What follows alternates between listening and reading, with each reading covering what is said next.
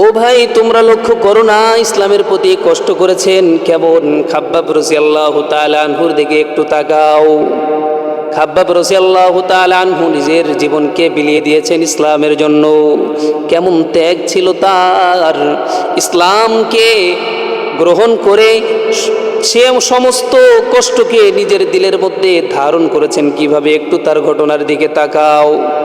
ও ভাই, সম্ভ্রান্ত কোনো ব্যক্তি ছিল না খাব্বাব রাদিয়াল্লাহু তাআলা আনহু। তিনি ছিলেন জাহেলি যুগের একজন ক্রীতদাস। তাকে কিনেছিল এক মুশরিকা নারী। এক মুশরিকা নারী তাকে গোলাম হিসেবে কিনেছিল, যার নাম হলো উম্মে আম্মার। উম্মে আম্মার খাব্বাব রাদিয়াল্লাহু তাআলা আনহুকে গোলাম হিসেবে কিনেছিল। তবে খাব্বাব রাদিয়াল্লাহু তাআলা আনহুর দিলের মধ্যে আছে বড় ঈমান, রসুলের মহাব্বত আর ভালোবাসা, রসুলের মায়া মমতা খাব্বাব রাদিয়াল্লাহু তাআলা আনহুর দিলের মধ্যে। ইসলামের শুরুর দিকে ষষ্ঠ ব্যক্তি উনি, যিনি প্রকাশ্যে ইসলাম গ্রহণ করে। প্রকাশ্যে যখন ইসলাম গ্রহণ করে মক্কার কাফের মুশরিকদের আর সহ্য হলো না। তারা চিন্তা করলো একে কিভাবে দুনিয়া থেকে উঠাই ফেলা যায়, ঈমান নামক দৌলতটাকে কিভাবে তার সিনা থেকে বের করা যায়। এই প্রচেষ্টায় মক্কার ইহুদি কাফের খ্রিস্টান বেঈমান খাব্বাব রাদিয়াল্লাহু তাআলা আনহুকে এমন কোনো কষ্ট নাই যে দিতে বাকি রাখলো। সমস্ত কষ্ট তার উপর প্রয়োগ করলো, সমস্ত শাস্তি খাব্বাব রাদিয়াল্লাহু তাআলা আনহুর উপর প্রয়োগ করে দিল। ও ভাই, শুধু তাই না, খাব্বাব রাদিয়াল্লাহু তাআলা আনহুকে কেমন কষ্ট দিয়েছে দেখো না।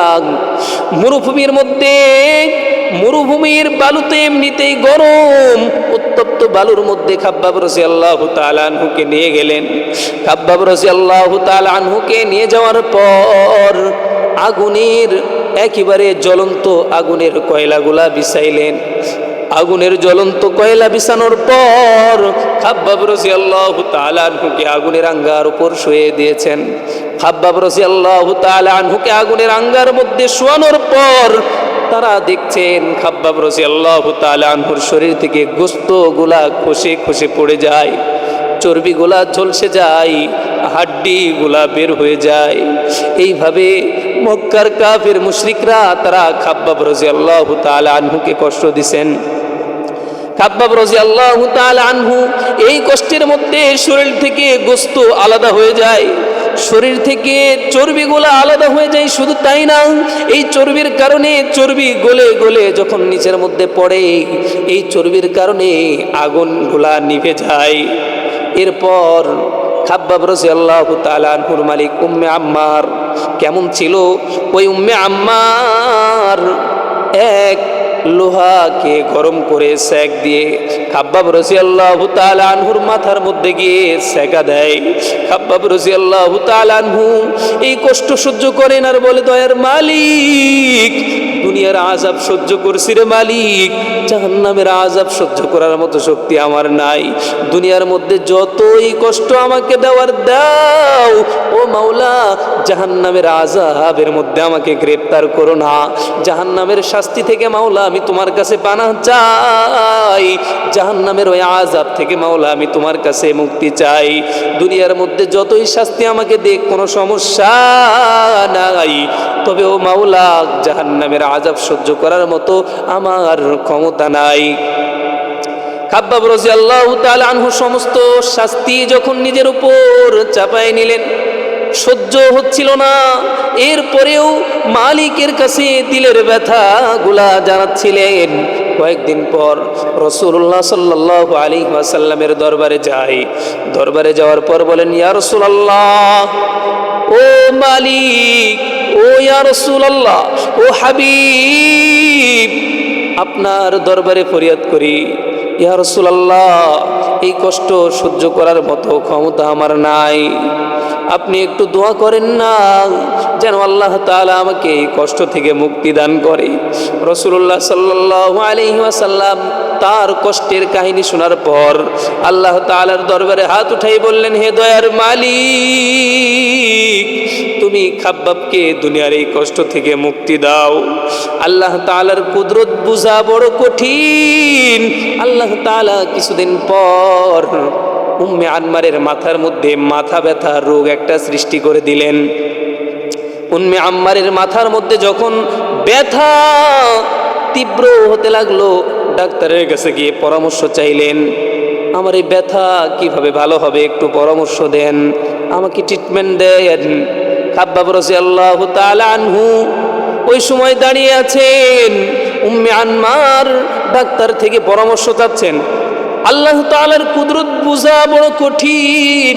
ব্যথা এমন ভাবে তীব্রতা ধারণ করলো, উম্মে আনমার কুকুরের নাই চিল্লা চিল্লি শুরু করে দিল, টিকা বড় ধাই। তখন ডাক্তার সাহেব পরামর্শ করে বলল, এই মাথা ব্যথা যদি ভালো করতে চাও একটাই উপায়, তা হলো আগুনের আঙ্গার লোহা গরম করে মাথার মধ্যে সেক দিতে হবে। এই কথা শোনার পর খাব্বাব রাদিয়াল্লাহু তাআলা আনহু তার গোলাম খাব্বাব রাদিয়াল্লাহু তাআলা আনহুকে বললেন, আমার মাথার মধ্যে লোহা গরম করে সেকা দাও। যে আযাবটা শাস্তি হিসেবে উম্মে আম্মার খাব্বাব রাদিয়াল্লাহু তাআলা আনহুর উপর প্রয়োগ করেছিল, ওই শাস্তি আল্লাহ তাআলা তাকে রোগের কারণে গ্রহণ করার সেই ব্যবস্থা করে দিল। যখন মাথার মধ্যে সেই লোহার আঙ্গার দেওয়া হলো, তখন উম্মে আম্মার চিৎকার করে বলছে, হাই হাই, আমি তো দুনিয়ার মধ্যে আর বাঁচবো না, এটা এত কঠিন, এত কষ্ট সহ্য করার মতো ক্ষমতা আমার নাই। সে খাব্বাব রাদিয়াল্লাহু তাআলা আনহু মালিকের দরবারে ডাক দিয়ে বলেছিলেন, আল্লাহ, আপনার কুদরত বুঝা বড় কঠিন। ও আল্লাহ, দুনিয়ার মধ্যে কষ্ট সহ্য করতে করতে যদিও বের হয়ে যায় আমার জান, এরপরেও আমি আমার দিল থেকে কখনোই বের করব না আমার ঈমান।